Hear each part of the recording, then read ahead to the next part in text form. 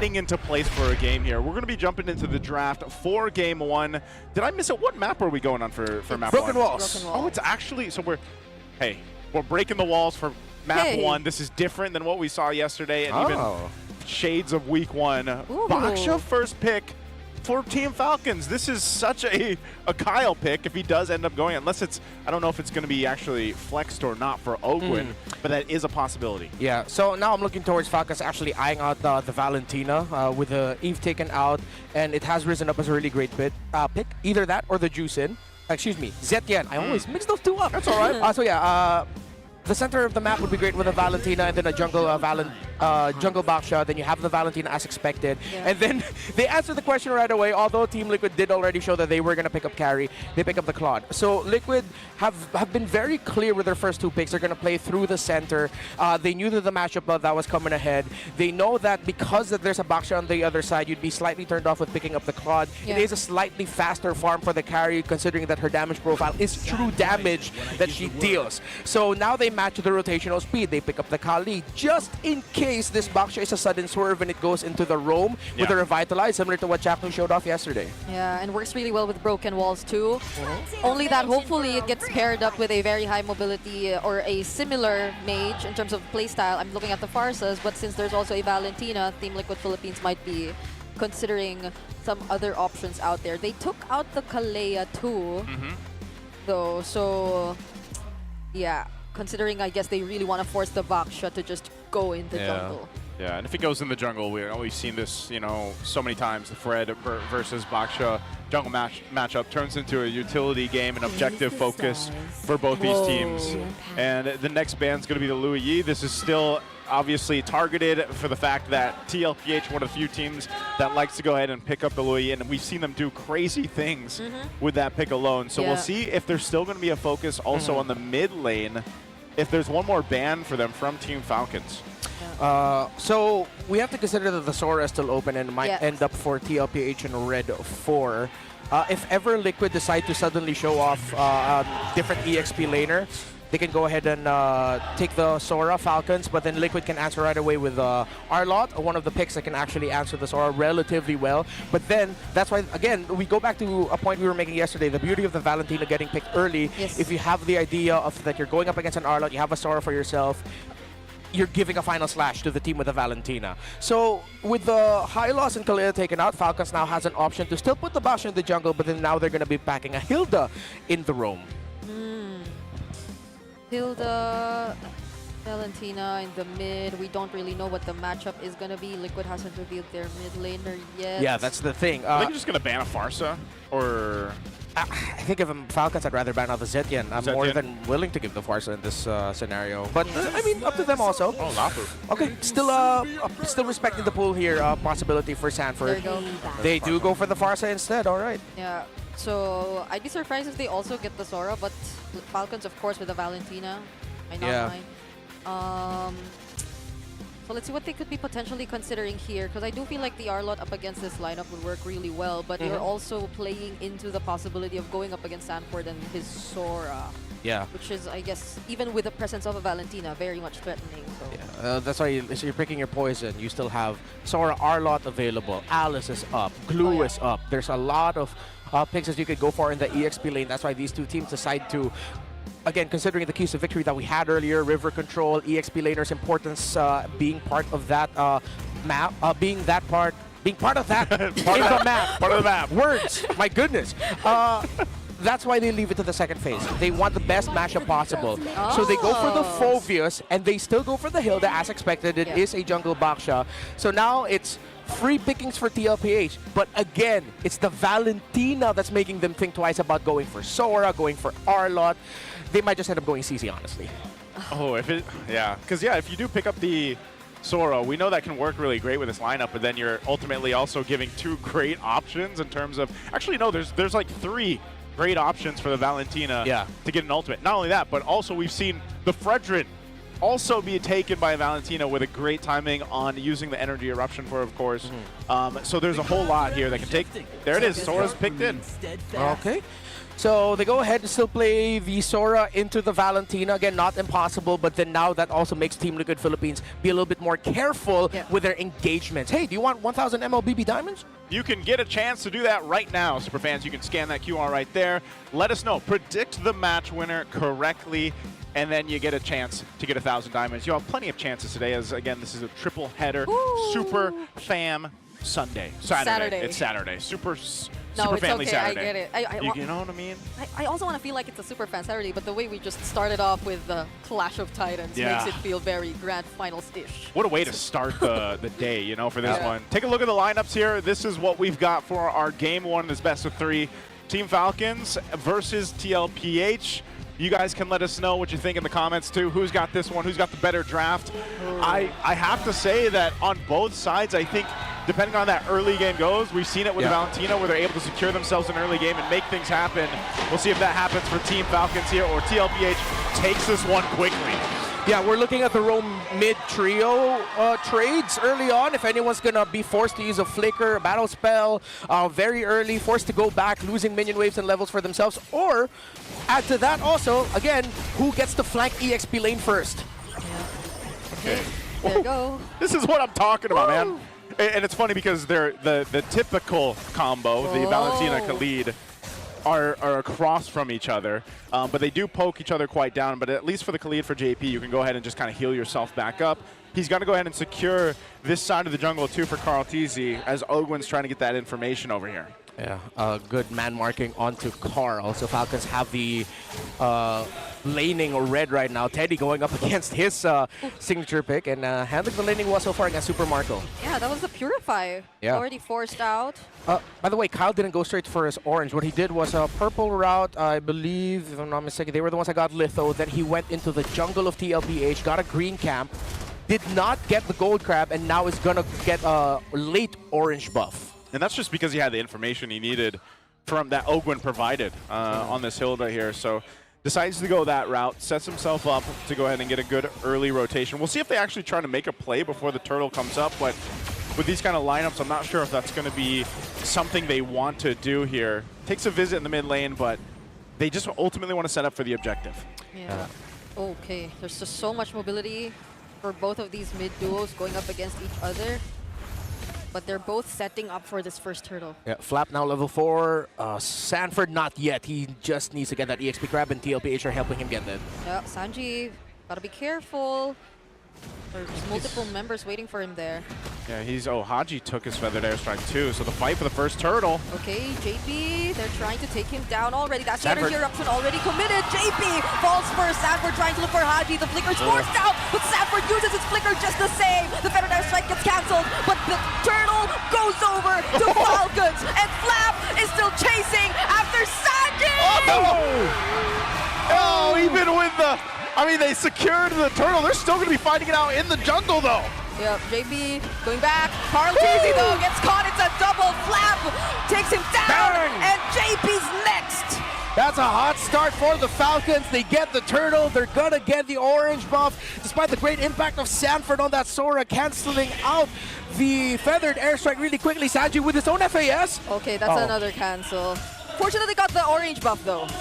Okay, he got it. At least Sanji got it. At least Sanji got it. I gotta say too, going back to that fight, great job by Sanford to stick on Haji to kind of lock him down, but they lost that fight, man. Even with that, Team Falcons just showcasing that, you know, they've been around these turtle dances, these lord dances so many times, especially with this kind of lineup, that they know that target acquisition they have to go for and ultimately get the upper hand. Now with this, it's 1,000+ lead for them, but they're going to continue to press on the wound.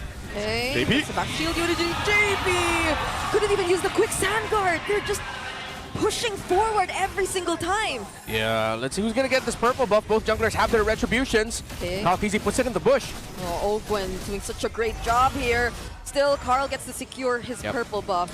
So we saw from the earlier trade the difference in the impacts between the Sora and the Phoveus. Because of the damage profile, let's look at Team Liquid Philippines. They don't necessarily have something that will mess up this Phoveus early on because we know how Phoveus excels with longer team fights, how long he can drag a team fight out, jump in on you, the spell vamp that he'll be able to get as well, the damage that he's constantly dealing, that you're not really going to feel damage onto Flap's Phoveus up until Teddy Cutie joins in the fight. So Liquid is going to be now looking to slow things down a little bit, try to stop Falcons from getting into a massive 5k, 6k gold lead, and then once Teddy Cutie starts joining in, they can be a little bit more comfortable trying to take the EXP laner down. Yeah, just look at Flap. He's starting things up all by himself. Raging Sandstorm though, and there goes the ultimate coming in from Sanford as well. They finally find the kill on Ogun, but can they still last? That's Haji, Flap, and Kyle already working with Carl. Somehow still gets to survive, but not for long. Sanji now joining in. There's another Infernal Pursuit. JP might just get away from this, but Flap says no. 5-0-1 for Flap right now, and he just goes and slams down on TLPH. That's what I'm talking about. And he first built the Dreadnought armor as his item, meaning that even the damage being dealt to him by the Sora has decreased. The damage being dealt to him by JP and Carl TZ has decreased. So yeah, this is the unfortunate reality of the Team Liquid Philippines lineup early on. Again, you're just waiting. You're looking at Team Liquid for Steady Teddy to come online. Yeah, this is why we put so much emphasis on the EXP lane matchup in the keys to victory yet again, or probably almost every single time these two teams go up against each other. Well, let's see how this goes. The turtle already below half HP. JP using the quick sand guard. Ogun also from behind. Sanji using the feathered airstrike from far away. Flap, there's just no one able to deal with this guy. This is just a fun time for a Phoveus at this point. Turtle secured now for Team Falcons, and there is not an answer for Flap currently, as he just has free reign on whoever he decides to go on. First pick Baksha too, working really well for Falcons. Kyle has not gone down yet. The value of the Tortoise's Puissance, very good. No build on any dominance ice, but they did get glowing wand priority for Haji, so you still get the stacking of the healing reduction. Okay, a little 1v1 here. Heaven's Wrath used by Sanford. Oh, Three-man rotation down bottom though. Teddy, at least he gets to keep himself safe, but they lose that turret. Yeah, well-timed rotation by Falcons to finally get Super Marco out of lane at the same time. Well-timed defense by Liquid to make sure that Teddy will not get taken out by a surprise gank by Falcons. So again, still very even. Both teams clearly understand their own conditions.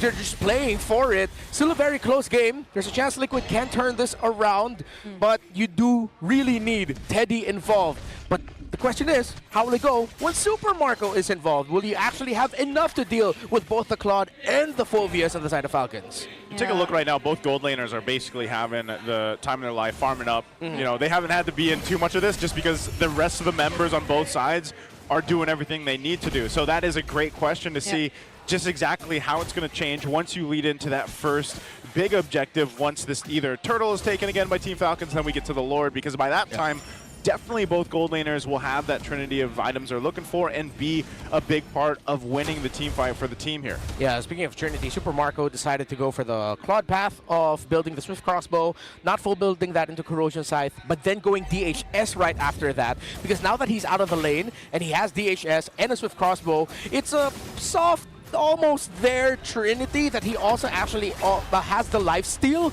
to be able to sustain himself during the fights. That's why they get Falcons, they get Marco out of lane, make him join up so that he'll be more difficult to take down. Okay, so this third turtle of the game is up.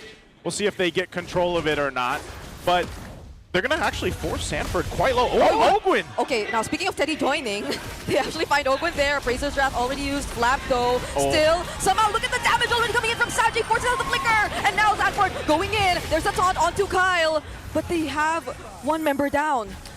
Ogwin's taken out, but you still have two very strong frontliners for Falcons. They overloaded their front line to set things up now for Super Marco. And it's also a tanky front line that can win the early to mid. But as we see, TLPH have got Teddy involved. They're trading out towers and the sides. Teddy was able to get a kill on the board. It's very even, very Titans. It's just going to blow up into one big fight. Yeah, and that's going to happen around this Lord here. So as they fight for control, we'll see exactly how they manage Super Marco at the same time, because he's just sitting down on this bottom side. Sanford will push him off. But still, it's TLPH knowing that it's kind of great if they can get a pick off. If not, they go full-on fight Team Falcons. But so far, it's maintaining distance from Flap. Now, Flap doesn't have his flicker, which they might even wait for and just try to delay the Lord take till all this is available for them. But that's one thing to take note of, too. Even that small lead that Team Falcons has right now, if Flap goes down and he gets shut down and let's say it goes to Teddy, oh, that's a whole lot of gold. Oh, that's massive. Wings by wings canceled by Kyle and his entry. Now that's a crucial pickoff, but it's Falcons this time. Because even Sanji used the flicker there, so that's a big win for Falcons. Team Liquid are trying to contest. Okay. They might want to try, but Kyle has his back to shield Unity once again. Ulti already committed by Teddy here, but CarlTeasy gets isolated all alone, gets picked off by Super Marco. JP looking like the next target, so Sanford and Teddy have no choice but to run away. That was such a good decision from Team Falcons. They knew they had a numbers advantage, but then Kyle's like, well, I'm a Baksha. I'm just going to take a trip around to the back line. Finds CarlTeasy right there, and then they go ahead and get themselves a kill, plus a secure on the Lord. Falcons really do not give a damn about the box of Team Liquid Philippines right now. They know how easily they can just penetrate the formation, break down the Team Liquid Philippines strategy, dive Sanji. Without Sanji, it's too much to ask from the carry. JP also has suffered 6 deaths in this game as well. 3 for CarlTeasy. Falcons might be on the way here, but again, with these two, they do have that weird tendency. Lord 1 trying to march into the base. They end up taking a lot. Look at how many belts that Baksha has, man. I know he's going for Sky Guardian helmet, but that's crazy. No wonder he's so beefy. Hey, you know what? If only you could wear 3 belts in real life. I've tried it. It's not fun. Okay, well, he's got the Guardian helm now. And so that's locked in. They still have the Lord down bot. It's going to take out this tier 2 turret in the bottom side. They're trying to make a play up here, though, so Torn's going to be used by Sanford, but they're really just trying to staunch some of this bleeding that's happening across the map. You can see in a matter of minutes, the lead ballooning now for Team Falcons. Didn't even get to force the Purify out for Super Marco. So a lot of their key members have remained deathless up to this point, but at least they get to work and defend their holy shield. Oh, wait. Oh, they almost kept it up. Oh, no. JP will get punished here, though. That's a knock-up, another from the Dark Wave. Sanford can't find the setup, too. They're just trying to defend their base turrets.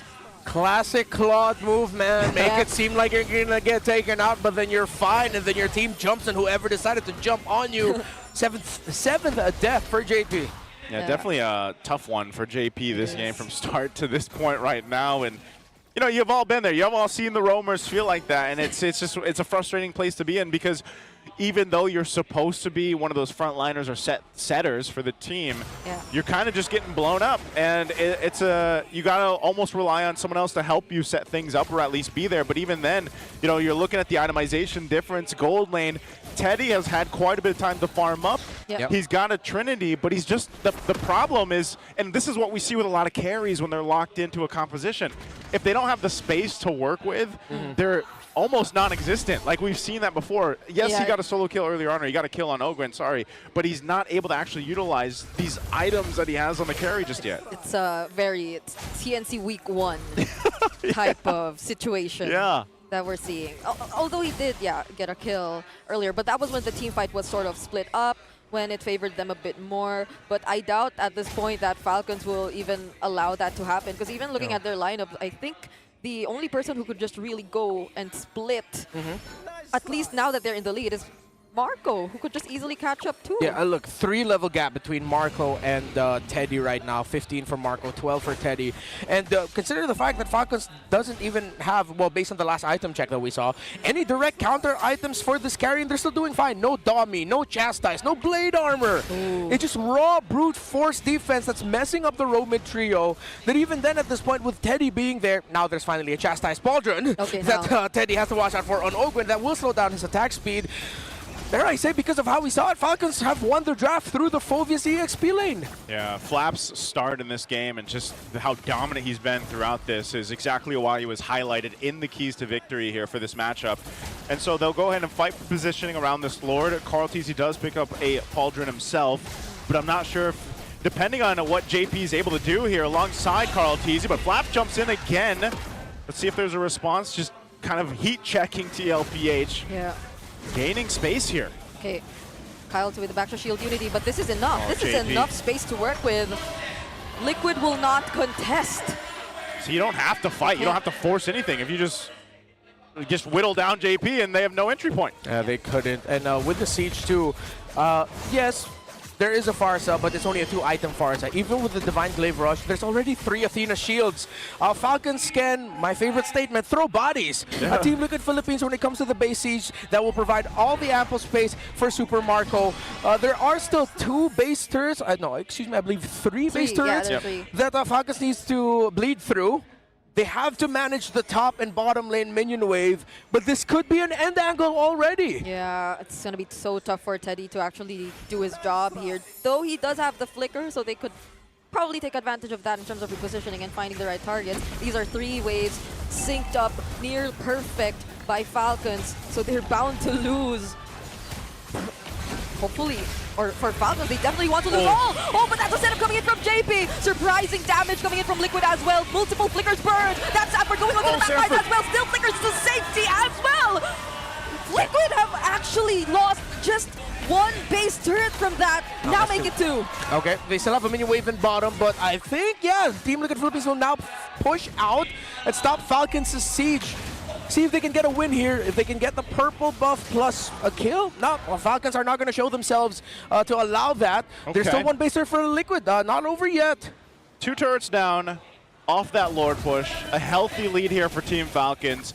And they know they don't have to force it. That's one of the situations. It was also, it's one of these compositions for TLPH where they should have a decent defense when it comes to the base defense and clear things out, but they might be overzealous here. Oh my goodness, Ogwen and Kyle both went on Carl at the same time! But that's a Raging Sandstorm setup. Teddy getting to land his basic attack. Flap though getting shredded as well! A setup from Sanford shutting down Flap! Super Now Marco. on the spree, but he gets traded out as well. Sanji somehow finds another kill, but now it's Kyle and Super Marco finding Teddy! Sanji and JP have to run back. Marco! The difference maker was the Valentina. Sanji with the flicker, the stun. Okay, Curse of Crow! Marco does not force it. They have minions. Top, mid. Feathered Airstrike back for Sanji. JP has good wave clear as well. They're gonna clear as much as they can. Super Marco, though, will definitely still give it a try. There are minions that are still gonna march in. A Terrify on JP, but he still gets the last wave. Disaster not for long. Will this be enough? The wave clear. The retry from Carl still defends the base. They bought enough time to stay in the game. They have to continue to defend, let themselves get back into the game, but man, TLPH somehow didn't lose there. Team Falcons, they went for a fight in the mid lane. Super Marco was able to join. It was a shutdown though on Flap, so we do have some of that gold going over to TLPH, but nonetheless, Team Falcons still in full control. They do have control around this Lord here, and now it's going to be interesting. Does TLPH take what just happened and try to do something about this? But without JP, there's nothing they can do. It's a blitz for Falcons, and Liquid will need to pull off another miracle with this defense. The minions are going to look great for Falcons with the siege. 8,000 gold lead. That was the best looking fight for Liquid since the early portions of this game, yet it still took way too much to get what looked like a measly win. Falcons, it's endable, but will Liquid pull off another miracle? I think with this, Team Falcons has this win in sight, depending on how they approach the space, because now you only have that 1 base turret down on bot that TLPH can play against, and at the same time, this is going to be crucial in how they decide to defend using that Feathered Airstrike. Look, 3 Chastised Pauldrons for the side of Falcons, Winter Crowns there, Steady Teddy just waiting for the last item. I believe it's a Malefic Gun, but he already has a Wind of Nature. Ogun with a Conceal, they're pushing back Liquid. Yeah, they get to reveal the conceal play though. Kyle showing up. Back to Shield Unity. They have to defend the Lord first, but it's already inside the base. And now Falcons will literally just keep throwing bodies. And they're working on the base as much as Liquid wants to defend. Falcons will take game number 1. I mean, they've been spending a lot of time in the gym together as a team. They just bodied Liquid from the very beginning.